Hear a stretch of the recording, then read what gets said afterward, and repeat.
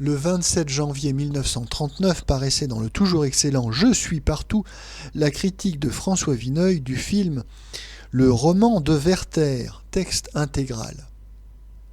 Nous voici dans les basses eaux de la saison cinématographique. Les firmes françaises et étrangères ont joué leurs atouts en paquet dès le début de l'automne, atouts qui n'étaient pas déjà tellement fameux. On avait réservé quelques clous pour les vacances du jour de l'an. Leur carrière tire déjà à sa fin, du moins à Paris. De nombreuses productions en cours ne sont pas prêtes. Il faut bien cependant renouveler les programmes.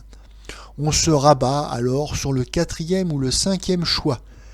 C'est l'occasion ou jamais de voir ce qui se fait de plus mauvais dans le genre. On n'en aurait pas le courage en d'autres temps.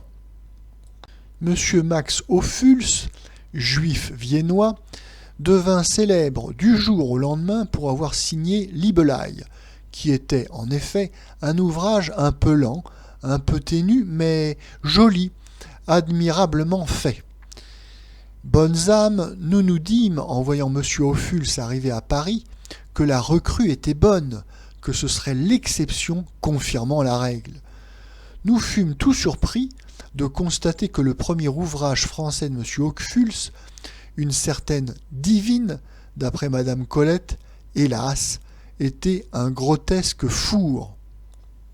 Après 3 ou 4 autres films de monsieur Ophuls, dont ce Werther, de la plus sirupeuse niaiserie, et que l'on dirait techniquement fabriqué par un méchant amateur, on éprouve le besoin de se renseigner.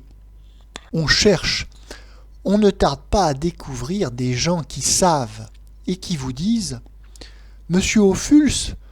Oui, sans doute, il était sur le plateau quand on tournait Liebeleid. Mais s'il n'y avait eu que lui, il n'y a pas une image de ce film qui soit de lui. Monsieur Ophuls a signé Liebeleid, mais Liebeleid n'est pas de lui.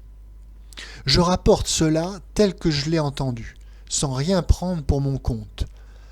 J'ajoute simplement que les droits de la propriété artistique sont assez difficiles à déterminer au cinéma, mais qu'il est par contre très facile d'y usurper le travail d'autrui en se taillant une réputation.